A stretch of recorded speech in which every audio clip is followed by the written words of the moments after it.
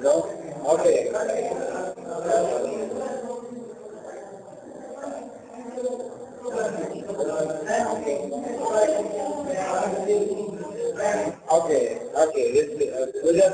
This is an issue which is important to you all when you look at it. This has to do with the issue of images, the Islamic prohibition of images. Generally speaking, those looking at Islam from the outside look at it as being very conservative in this matter. There is the idea of taking images and having images. Especially those who are classified, quote unquote, as fundamentalists, who are against the issue of images. Now, to understand the issue of images, one has to go back to the previous topic in the laws which were stated by Prophet Moses, which is quoted in the feast of God. It's called the Ten Commandments. Among the Ten Commandments is a clear prohibition of making any images of any living being. In Prophet Muhammad has said that the one who would receive the most severe punishment on the Day of Judgment would be the picture makers, al-musawwirun. He described them as receiving the most severe punishment on the Day of Judgment. Right? And they will be told to put life into the objects that they had created. Okay? Of course, they will not be able to do so. It will be a means of humiliation. They will be humiliated on the Day of Judgment in that they will be commanded to bring these things to life, and they will not be able to do so.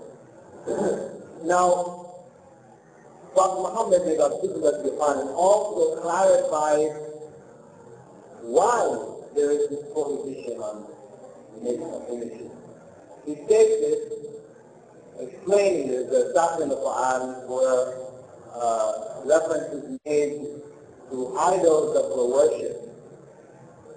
Wad, Suwa, Yahoo, these names are mentioned us in the Quran, came across them or not. Anyway, the Prophet explains that these, which had become idols worship in the time of the Prophet, were originally good people, righteous people in the time of Prophet Noah.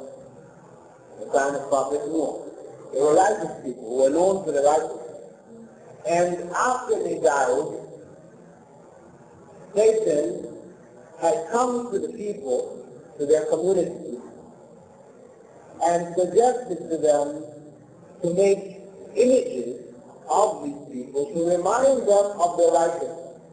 They suggested to them to make images, statues, etc., and place them in the places where they used to sit. The gathering places, meeting places, places by their graves, places by the areas that they're known to have contact with people. And with this rationale, that when they do it, and they would see these, it would remind them of these righteous people and thereby remind them of righteousness. And they did it. And in their time, it used to remind them. They would see the images, they remember the person, and be righteous. However, generations later, when the people, the generations that came afterwards, didn't know what was the purpose any longer of these objects, but just that people gather by these objects, adore these objects, and leave. Satan then came back and introduced to these people that these objects were really worshipped by your forefathers. And it was because of their worship that the rain would come, the crops would be fertile and good and so forth. And so the people began shifting from adoration to actual worship of them. And this is how idolatry began. This is what the Prophet explained. So from that, we can deduce that the prohibition, the primary prohibition of picture making is because of its relationship to idolatry. And this is structural. If you go around the world today, the various pagan systems in the world today, you'll see that they're all using images. whether it is images of animals or images of people or whatever, it is about worshiping images. So, yes, I'm going to go into the details of that. So we're just looking at it initially, how it was in the past. In the past, it was carving, it was painting, drawing, statues. These were the images, the main images in the past. Okay? And it is on the basis of this that it has been prohibited in Islam. It has been prohibited in Islam. And why we don't have in our places of worship any images, and traditionally in Muslim homes and Muslim architecture, etc., images didn't play a role. Images of living beings didn't play a role. Trees, use of flowers and things like this in different designs, motifs, etc., where, there was no objection. But when it came to animals, creatures, there was a prohibition across the board. Now, in modern times, and this is also why you find if you go to a synagogue, which is the Jewish place of worship, temple, they don't have any images of people or animals or anything. Free of them. And in fact, for many years after the time of Christ, the use of images in worship for Christians was prohibited. And there was a particular period of time that they had what's known as the iconoclast movement, where those the struggle between those who wanted to use images and against those who didn't. Eventually, the image, those who favored the use of religious images, won, and then they started using images of Christ on the cross, Mary, the saints, etc. It became a heavy focus on images in worship. Became a focus for worship in Christianity. But in the initial stages, it was prohibited for hundreds of years.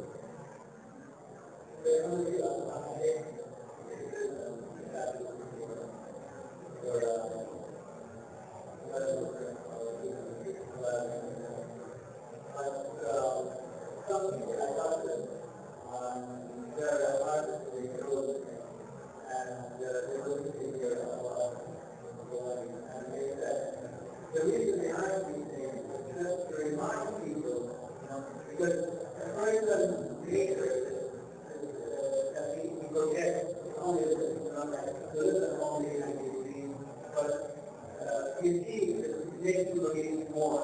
But the thing is that people are not taking a decision of what you believe. They are also when they want to pray for something, they just go to the distance of praying. They have to believe that this is the picture, this is the person I'm going to.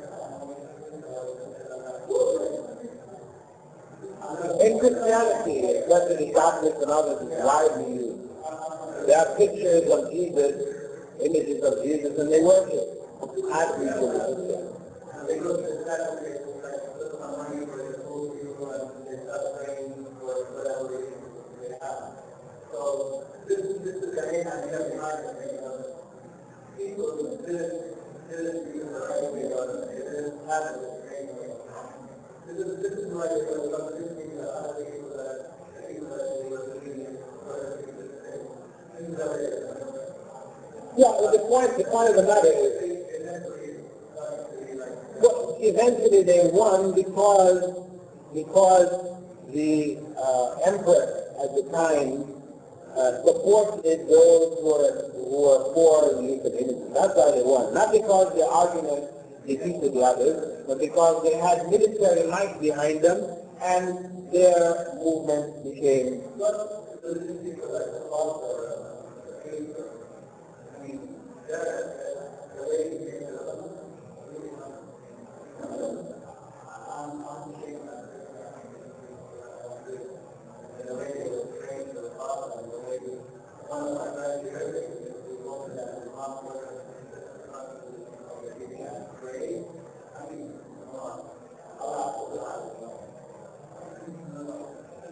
Anyway, the issue of images, whatever people's intent are, you see, intent doesn't make something which is prohibited permissible. This is a mistaken approach that people take. If God prohibited this thing, We cannot come along